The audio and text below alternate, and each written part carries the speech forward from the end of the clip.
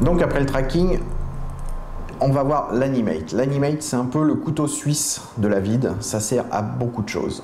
Je vais reprendre le même plan. Simplement, je vais aller plus loin. Voilà, ici, j'ai un personnage qui passe dans le champ. Donc, je vais le poser et je vais le poser en V2. On va voir pourquoi.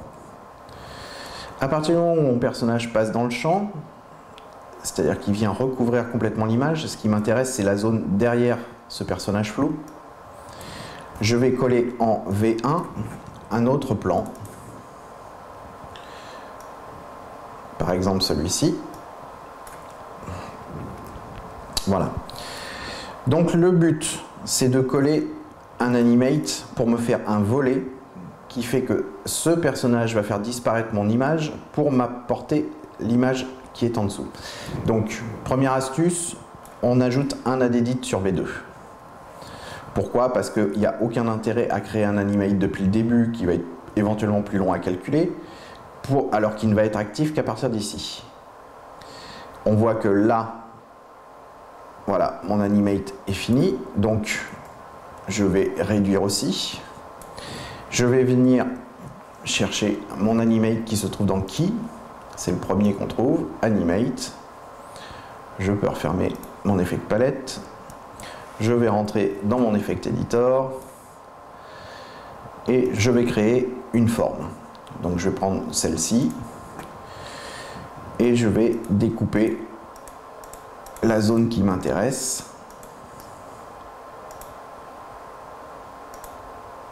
Alors c'est pas très grave si la découpe n'est pas bonne dès le départ.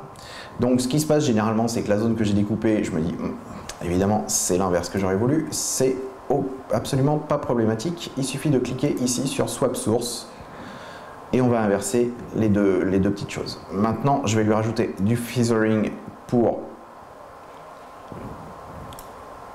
éviter le contour trop net. Ici, je lui rajoute un point pour dire que là, je suis bien placé. Donc un keyframe.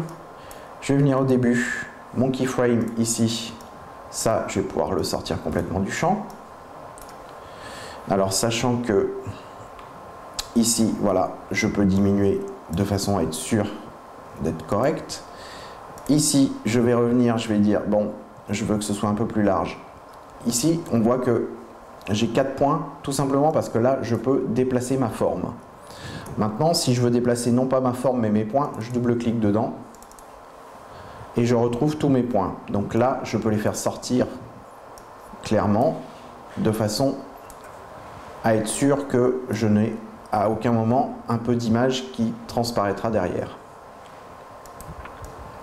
On va revenir ici. On voit que là, déjà, ça se passe moyennement. Donc, je rajoute un keyframe et je viens déplacer mes points, tout simplement. Alors, évidemment, il faut gérer ce genre d'effet avec des choses qui passent assez rapidement dans l'écran. C'est vraiment beaucoup de temps gagné au niveau du montage, sachant que, bien évidemment, c'est possible de faire avec des choses beaucoup plus complexes. Mais voilà, sachant qu'on va les faire à la main un par un, quand c'est vraiment très complexe, ça peut prendre pas mal de temps.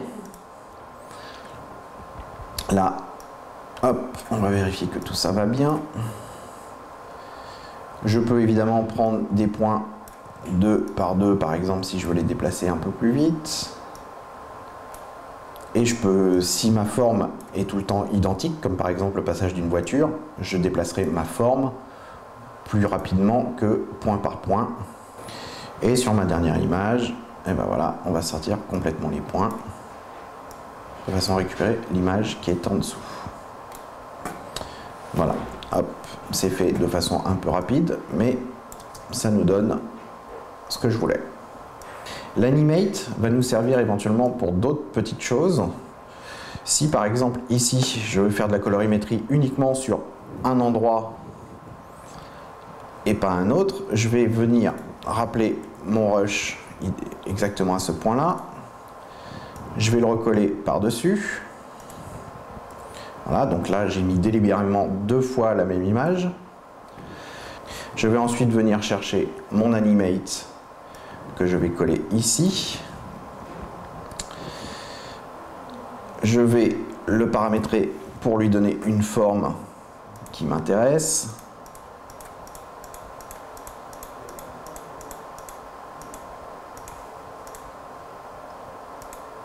Voilà. Je double-clique sur mon Animate et je vais venir maintenant lui coller un Color Effect de façon à n'intervenir que dans ma zone délimitée par l'Animate. Voilà, ici, voilà, je change la couleur que sur la partie qui m'intéresse. Évidemment, je peux toujours venir corriger mon Animate si mon Animate bouge. Je vais lui rajouter aussi mon Feathering de façon, voilà, à gommer mon contour trop net, comme à chaque fois. Donc voilà, l'Animate, vraiment, c'est ce que je disais, une espèce de couteau suisse. Je peux rajouter, je peux faire du picture-in-picture dans des formes différentes. Et je vais découper, par exemple, uniquement cette zone qui est un carré, qui pourrait être, par exemple, un écran dans le fond, une espèce d'écran télé. Hop, un petit swap source. Et dans mes carreaux, je peux très bien non seulement éventuellement gommer le flou, mais surtout lui donner quelque chose d'autre à voir dans ce carreau. Je peux rajouter un picture-in-picture sur mon fond pour lui dire que finalement, ce qui m'intéresse dans ce picture-in-picture, c'est plutôt une autre zone.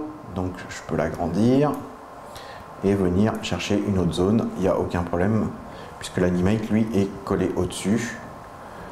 Là, il faudrait que je lui rajoute en plus une zone de tracking, par exemple sur les yeux ici, et mon Animate suivrait sans aucun problème. Alors, le but de ça, c'est pas forcément de faire quelque chose de complètement fini, parce que par exemple en publicité, on va considérer que voilà, c'est pas suffisamment terminé pour être diffusé tel quel.